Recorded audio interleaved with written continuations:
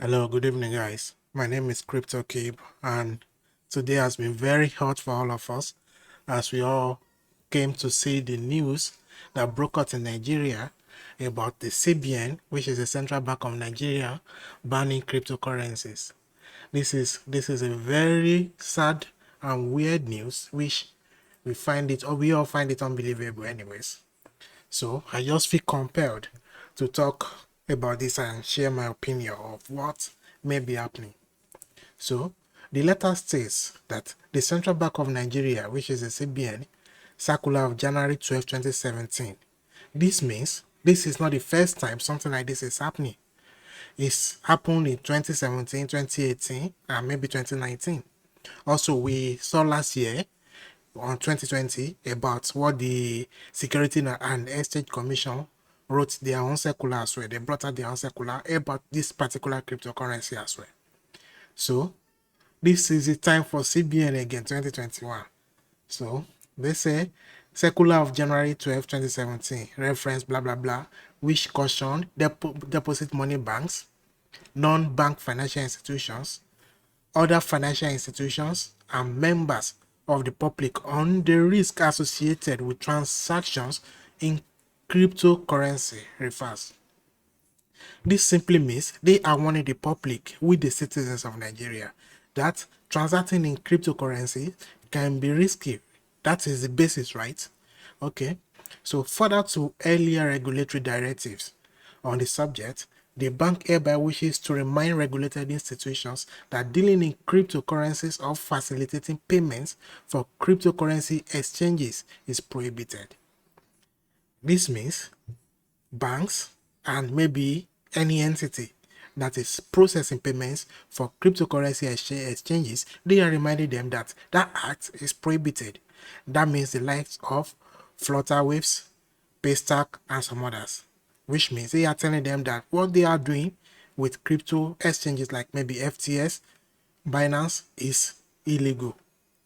Okay, so accordingly, all DMBs, MBFs, and OFIs are directed to identify persons and or entities transacting in or operating cryptocurrency exchanges within their system and ensure that such accounts are closed immediately. Please note that breaches of this directive will attract dire regulatory sanctions and whoever wants to sign. So this last statement here is missed feeling somehow.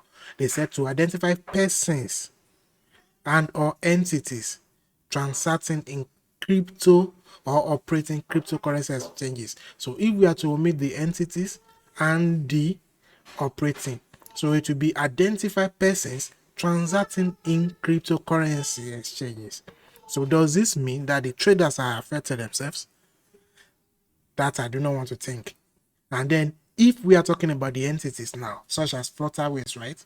So it will be identify entities transacting or in or operating crypto exchanges. That now we can hear. Or probably there are people who also facilitate the same thing as Flutterwave and Co, but are not registered.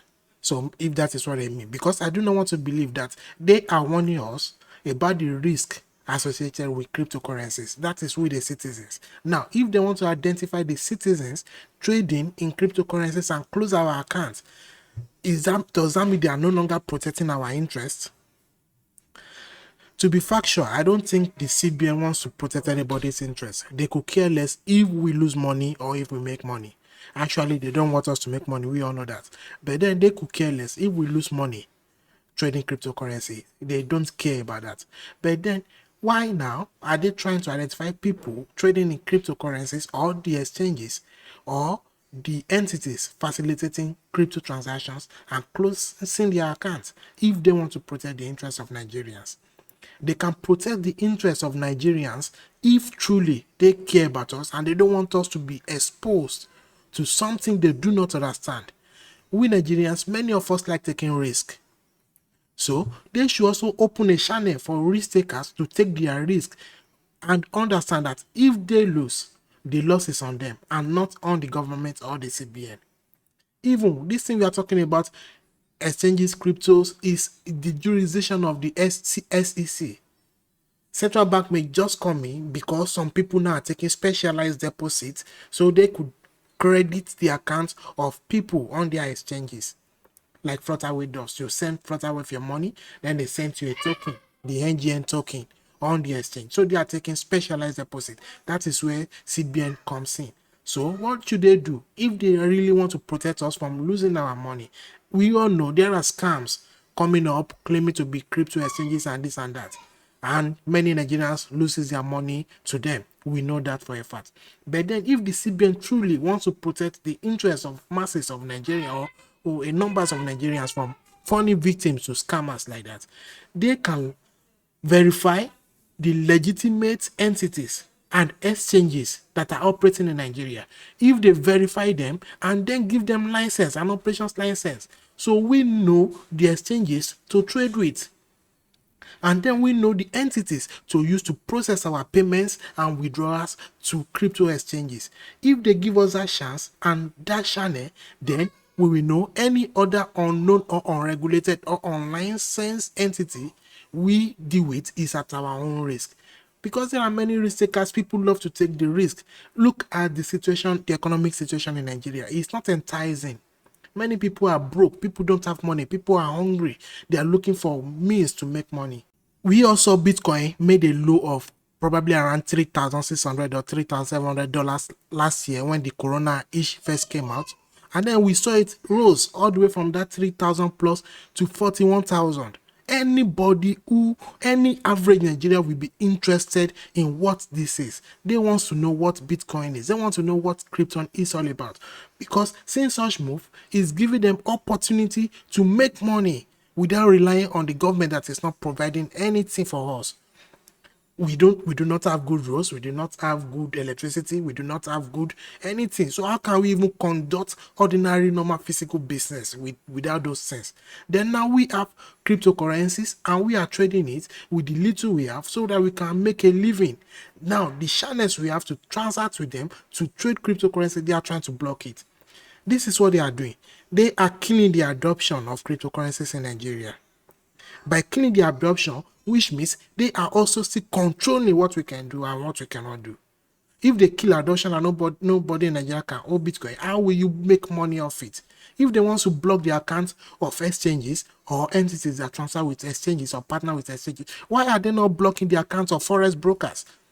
The bank coordinates forex, we all know that. They institute it. So if they can block the accounts of entities transacting in cryptocurrencies, why can't they block the accounts of forex brokers? They are doing virtually the same thing. We send money to forex brokers, they credit our accounts, and then we trade on their platform with it.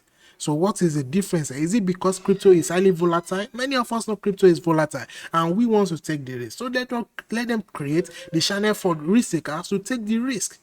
We know the risk is enough if we lose. We don't come complaining to the government. The government haven't even provided much for us, so why will we lose on crypto trading and then come to complain to the government? So they are killing the adoption in Nigeria, number one. Number two, we all know that the Naira is very weak. The Naira has been devaluing, has been falling for a while now. It's been dying. And then what are they trying to do? They make policies so that FS, as in USD, is not available to the public so that they can try and get back their reserves. I believe the Nigerian reserves of USD is very low. And this is because they have concentrated a lot of those USDs to the hand of politicians and the top dogs. If the US Nigerian reserves is not concentrated in the hand of politicians, the Nigerian banking industry shouldn't be in such a mess by this stage. And for them to be bringing out circular on cryptocurrencies, banning individuals who want to explore, it is purely wrong.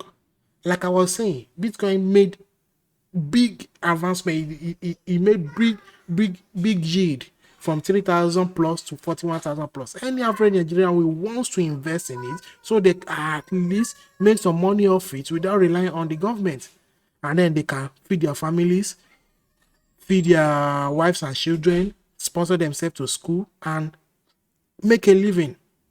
So why is the government now trying to make things hard for such people?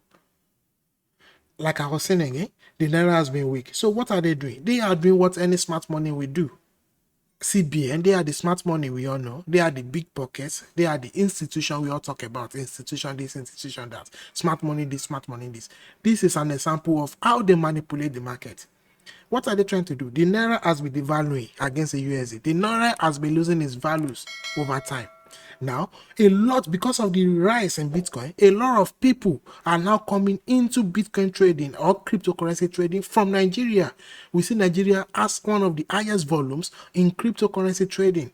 So a lot of people now are coming into the cryptocurrency space from Nigeria, and this means they are abandoning their naira and changing it into Bitcoin or any other cryptocurrency of their choice, so that they can make profit. But the CBN forgets that we now are in the business for profit, so we can make a living. And whenever we make a profit off Bitcoin or off any other cryptocurrencies, we buy back naira because we still spend naira. They said naira is not a legal tender in Nigeria. Nobody is disputing that fact. But then let us do what we can do to make money. We want to make money. There are no jobs. Nigeria is highly populated. How many jobs can the government create for the whole population of the country? It's not easy on that part, we know. But then we have this trading thing. So let us trade and make money without constituting nuisance or doing something illegal. So what is the problem here? They now, because the naira has been losing value, they see this, the volume going into cryptocurrencies, which means much more people are dumping the naira. And if they counter that movement, we know we'll buy back the naira. So they are trying to create demand for the naira. The naira is on excess supply. And if it continues like this, everybody believes Bitcoin is going to 100k, 50k, 100k, right? And if we believe Bitcoin is going to 100k, you will want to buy. No matter the amount you make, you can buy. You want to buy at least. If you have maybe 1 million, you may want to use 500,000 to buy something, or 300,000 or 100,000. You are also creating supply to the naira, thereby creating more demand to crypto. So they want to counter that move and now release this letter we also today, and then this now will create FUD. It will create panic in the crypto industry, especially the Nigerian sector. This won't affect Bitcoin in any way at all, because Bitcoin doesn't revolve around Nigeria. So when they create this FUD and this panic, people will panic sell their Bitcoins. They will panic sell their crypto holdings. They will sell them to naira, or after selling, they will exchange it to naira. And when they exchange it to naira, means they are buying naira. Then they transfer it to their bank, which means the CBN has successfully created a demand for naira, because the volume trading cryptocurrency from Nigeria is very high. So when they create that demand for naira, the naira start to pick up. And with other policies they probably have in place, which is not kicking off, because I don't think Nigeria has a good economist. So they now want to create this demand, artificial demand. This is what smart money does. We saw the same thing with FSRP, SEC issue, go to court, Ripple dumped. I analyzed it when it was at low, and I said, we don't know what will happen, but I believe it was FUD. Now, recently, we saw they are trying to resolve the issue, and Ripple now is pumping again. So this is the same thing that will happen, because this is not the first time such thing is coming out from Nigeria's Central Bank. And then they release the news, the market drops, they create demand for naira picks up for a while, and after some few months, they relax. And then when they are relaxed, you see operations go back to normal, and then adoption will rise again. But this is a very, very big step backwards. This is a very, very big step backwards. We call ourselves the giant of Africa, but then we are still making things hard for our citizens. This is not the way to go. You want to protect people from losing to an high volatility and understood assets by you people, then let the risk taker take the risk. Create a channel for them, verify those who they are dealing with in the country, and make sure they are dealing with a legitimate channels. Tax them if you want to tax them. I don't believe that entities are not paying taxes in Nigeria. They are paying. So what is the problem here? Is it the people that you want to protect now, or you are trying to protect? Okay, you want to protect the Nigerian naira, fine, but this is not the way to do it. Don't take advantage of your citizens, make the economy better. When If you start blocking people's accounts here now, a lot of people I don't even want to imagine what will happen. Even if you block entities accounts now, naira that we have from Binance and stuff, they might end up delisting them. That means we are not even creating good PR for the country. When a lot of people from outside Nigeria who are interested in the Nigerian naira, they have the chance of trading the Nigerian naira against the Bitcoin and so many other cryptocurrencies before. But when they are delisted because Nigeria do not allow deposits to the exchanges, naira might be delisted from the exchanges. And when that is done, people from outside who also contribute to the volume won't be able to trade it. So what is the issue here? You said you are warning us, members of the public, of the risk associated with the transactions. Then verify whoever we are dealing with. If it is Binance in Nigeria, verify them and issue them a license. If it is Flutterwave to deal in cryptocurrency with cryptocurrencies exchange, verify them to make sure they are legitimate. What is so hard in that? Once we know these companies we are dealing with are verified and licensed to operate in Nigeria, whatever risk we take on the crypto industry, whatever losses we accumulate is for our own. It's not a legal tender in Nigeria. That's enough. No problem. At the end of the day, we make profits of cryptocurrencies and then we buy back naira, creating further demand into the naira. So why are you trying to antagonize the citizens? So this is a very, very, very bad step to take from the Nigerian government at this particular time. It is a very bad move at this particular time because it is not welcomed at all. If you are closing accounts, forex is also volatile. It may not be as volatile as the crypto industry, but it is volatile as well. People use thousands of leverage, 100s, 200s, 500s, 1000s. People blew accounts in forex anyhow. For someone to get liquidated in crypto, that means they are greedy. And it is I see it will be as a result of their greediness. But in forex, you may just be trading with small money. You may have $10, $100 deposited, but you do not know that your broker is giving you 1,000 less. If you do not check properly, before you know it, one small 0.2% move will go against you. You will get liquidated. People blow accounts every day in forex. That is not to say people do not blow accounts in crypto as well. People do blow accounts. But then if you are protecting us against the volatility and the risk associated with cryptocurrencies, then protect us against FS too. It's as simple as that. So why antagonize us from what we are benefiting from? Except you do not want the populace of Nigeria to enjoy wealth and you leave it concentrated in the hands of the little, which is very wrong thing to do. I believe when people in their right thinking mind, I believe they should go against this directive. It is very wrong. It is very wrong. The thing just make me vex. It is very wrong. Anyways, that is a little thing I could say. I might have missed something, one or two things that I might like to say as well, because the hunger is boiling, so I don't even know what to say. If Nigerians don't want us to progress, they should just come out and say it. How will you say you want to protect your citizens? You thereby and still you are closing the channel from them where the channel at which you make money. Some people are risk takers. No risk, no gain. No pain, no gain. So no risk, no profit. The government knows that. How do the CBN make money if they do not take their own risk? They take risk too. So allow us to take risk. It is a loss. I can't lose money today and go to the Central Bank and complain that I've lost money. They should refund me. It's not possible. The risk are my own. That is why we have, what's it called? Terms and service. That is why we have risk disclaimers. So what are those things for? Anyway, BNB is making new all-time highs. ETH is making new all-time highs. I do not believe ETH is not yet up to 2,500 at this moment. Maybe at the way there. Anyway, that is it, guys. So thank you for watching. Do not forget to subscribe, like, and share this channel so we can always bring you some quality content. And if you want to trade cryptocurrency, as we are still saying, don't mind that Nigeria has blocked cryptocurrency. People will go back to peer-to-peer. There was a way people trade cryptocurrencies and buy Bitcoin and co before they started taking specialized deposits. So people will go back to peer-to-peer. So if you want to trade Bitcoin or any other cryptocurrency, I offer some classic lessons which are direct and easy to understand. So you can learn from me on my YouTube page. You can also join my Telegram group where we do some analysis and help each other. If you think analysis is hard for you, you can also join one of my partners Telegram channel where it gives quality signals. So you can join the channel, you will see signals. If we do the analysis for you, then you just take the signals and you trade with it. They are 100% free.